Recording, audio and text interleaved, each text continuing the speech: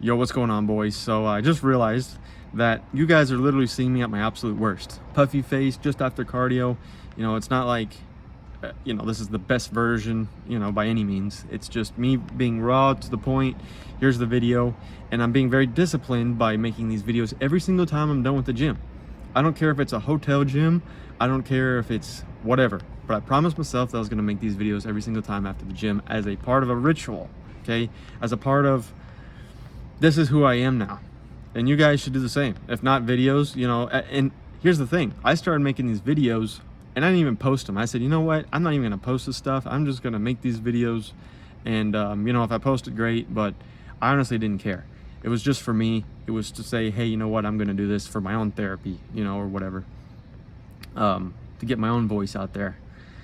Because in the day and age that we're all super connected, we're actually all super alone, which is kind of unfortunate. So we all have to help each other out here, and that's just the way it is. So one thing I wanted to talk about was my self-development journey, just real quick. I started out not in fitness, okay? I really didn't care about the gym. I really didn't care about any of that nonsense at all. I was like, what is this? I literally thought that the gym section wasn't for me. Like, I would go up to the track and just like give women high fives while we were running around, just being a positive, motivating guy up there. And then sometimes I get into good conversations with them, and just, all the girls seem to be up there on the track. So I was like, that's the best place to meet them, versus just being a big bodybuilder downstairs. And I was like, this is the best way to do it. Plus, I really didn't have the time to commit 100% to what I wanted to do in the weight room, okay? And you need to have a good regimen of your diet and everything, and that just wasn't going to happen. Not in college, when I was just super busy with school and whatnot.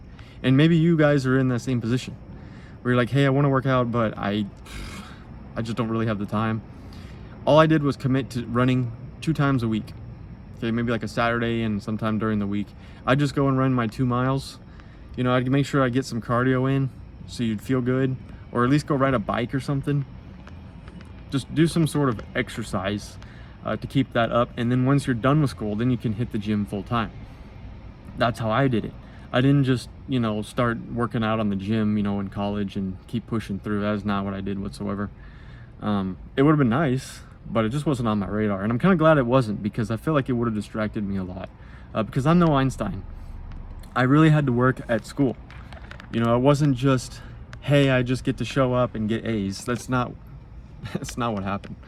And universities are the biggest, I don't want to say they're the biggest scam, but they want to distract you.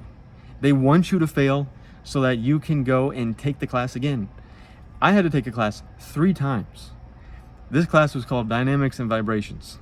It was a combination of physics, of calculus, and something else. Oh, differential equations. Talk about the hardest class I've ever taken in my entire life. And I honestly thought I was like getting the hang of it. And then at the last minute, you'd like fail it, or you'd have to Q drop it and get out. And then retake it the next semester. And it kind of starts to get to you, like, am I gonna even be able to pass this? Is this even a career path I want to go down? Because that's another thing. A lot of times people will get all the way to the end of the program and decide, you know what, this isn't what I want to do. I'd recommend, though, let's say you're like 2 or 3 years in, just finish it out. There's no point of switching up like majors or whatever. You made it this far. You did it for a reason. Keep pushing through. And if anything, it's going to teach you the discipline and the accountability to finish what you've started. So that's how I view college. Engineering taught me a lot. And it wasn't just, it was just math and stuff. It was, how do you structure your time? How do you deal with these group projects? How do you be a leader and lead from the front? And not just be the guy in the back of the group. Just, I'm gonna try not to do anything. That way, hopefully they don't see that I didn't do anything, and I still get the A as well. Okay, maybe you can slide by a few times doing that, but the problem is gonna be when it actually comes time to be a leader in the real world, you're not gonna be able to do any of that because you don't have any experience. Oh, what would you do? Oh, I was in the back of the group. I'll tell you what, I actually did not like public speaking. What did I do? I started public speaking. It's very easy. And what did I do to be able to get through those nerves, right? Oh, I'm nervous. I went first. I was the first one to set the example. They said, okay, whose team's gonna go? I'm already up there with my computer trying to plug in the HDMI cord. My team is like, okay, I guess we're going first. And like, it's good because you just get it out of the way. And honestly, they give you a little bit more leeway anyway when you're going first, because they're like, okay, no one's done this yet. Let's give this guy a chance versus we've seen 5 of these already, and he's just going to kind of blend into the mix. So lead from the front. Okay, that's my message to you. Always lead from the front. Be the first one in there. And it may not seem like a big deal, but it's going to be something that you train your brain. And then every single time you go out and you do something, you're like, hey, I'm a leader on this. Hey, I want to do this. I've got my structures down. I've got my organization. I have my calendar spread out where I'm busy every second. Don't be the guy who's idle, who's not doing anything with his life or whatnot, because, I mean, you can, but then why are you watching me? Why are you watching any of this stuff? For like, just pleasure? I mean, I don't know. You like hearing my voice at night? I don't know. So put this into action. And some of you guys obviously aren't in college or whatever, and that's fine. But see if you can take some of these concepts and apply them to your own life. Are you a warehouse guy? I did that. What did I do? I was saying, hey, I want to be a driver and I'm going to lead this group. How do you motivate a bunch of guys who don't want to actually work because they're trying to milk the clock because, well, that's how they get paid, and you want to go home? Okay. That's the kind of like thought and the leadership skills that you're going to need. I'm trying to join the Air Force right now. I'm trying to be a pilot. Okay. An officer in the Air Force. I've already taken the test. I got a perfect score. Okay. I've taken the AFOQT. I got a 99, pick some score. I'm literally just hanging out with the boys now and just waiting to either be picked up or not. I tried it last year. I was number 5 out of 60. They took 3 that were already in the unit. Okay, so we've got to push forward. They asked me in an interview, hey, have you applied anywhere else? Yeah, I actually have an interview on Saturday. They were like, oh, really?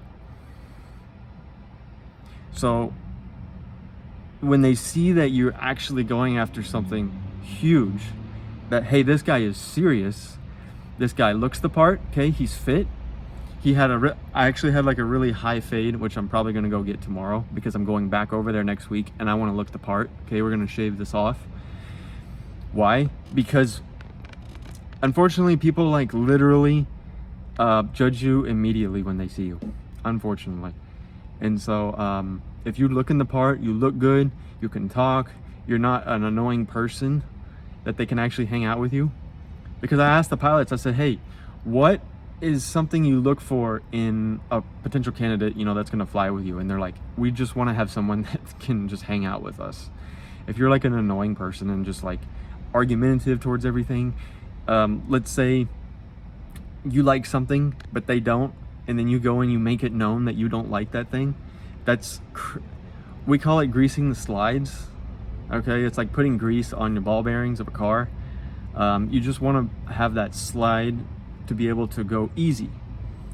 If you're gunking it up and it's becoming very difficult, there's going to be a lot of roadblocks in your way, and it's just not going to be easy for you to continue to do what it is you want to do, because there's too many. It's like there's too many red flags. Like, it's like trying to date a girl. It's like, okay, she has no ambition, she's cool with just being lazy, and it's like, how would that look like for somebody like me, for example, who's trying to push it to the next level, who literally does what it is I'm telling you, to all of a sudden be like, yeah, I'm cool with just that, with just somebody who doesn't care, with somebody who doesn't really want to like improve their life, a girl who's just waiting for the next thing to happen. Okay, that's not what's going down. And I can't honestly like go with anybody like that and then come on here and tell you guys, oh yeah, you should be going for girls who are fitness chicks, who, you know, are trying to improve their lives as well, who love Jesus and all this stuff, and then you're not doing the same thing. You know, it's like, I can't be hypocritical like that. I will never be that way for you guys. Everything I say is what I do, and that has been proven. Okay, ask any of my friends or whatever. I literally say what I'm gonna do. I built a Trans Am, which is an 84 Pontiac Firebird. I told my parents, I said, I'm gonna build this car. I said this when I was 8 years old. And they're like, nah, you're gonna grow out of this. Like, you know, who likes race cars and all this stuff? And sure enough, I built it and I drove it down there and I made both of them drive it. Because I say what I'm gonna do. And so that's how you need to be, because that's your character, that's your credibility. When you say you're gonna do something and you do it, people are like, wow, this guy, I can count on him for stuff. And you start expanding your circle, you start learning more, and people start just gravitating towards you more. You know what I mean?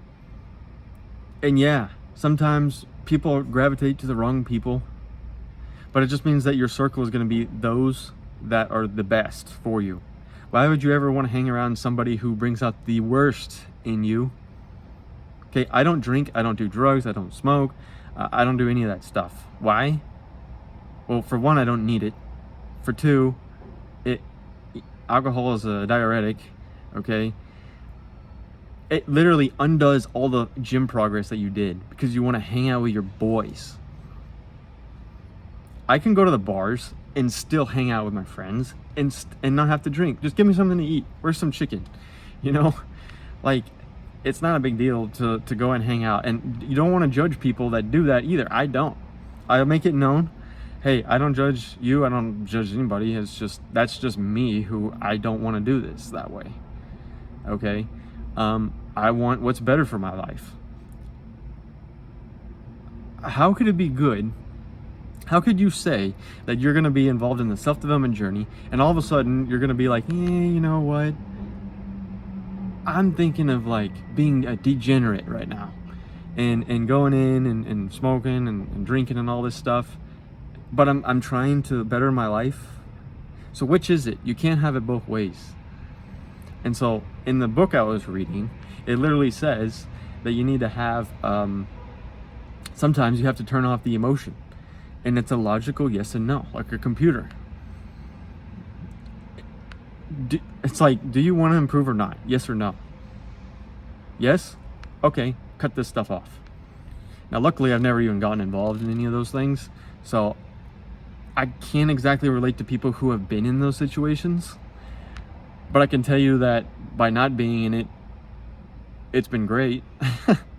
And, you know, people honestly can't believe that I've never done any of those things. But it's true. And I hope to be the example for you guys, but also other people around me, you know. So take those things to heart. Those are some things I've been thinking about. This video was totally off the cuff. This isn't even what I was going to talk about. And sometimes those are the best, you know, the ones that they're unscripted, unplanned. None of these videos are scripted. They're just, sometimes I have bullet points I want to talk about or hit. But yeah, this one was a little off the rails. But yeah, I hope you guys have a good weekend. I'm off today, which is so weird because this is normally a day that I work. My schedule is very routine, which can be a good thing. You know, routines are good, but sometimes you want to change them up for sure. You know, you want to be able to improve to the next level, switch your mindset up, because if you do the same thing over and over again, it's going to get real boring. So yeah, but anyway, guys, in a world full of fakeness and deception, keep dominating your reality, boys. See you later.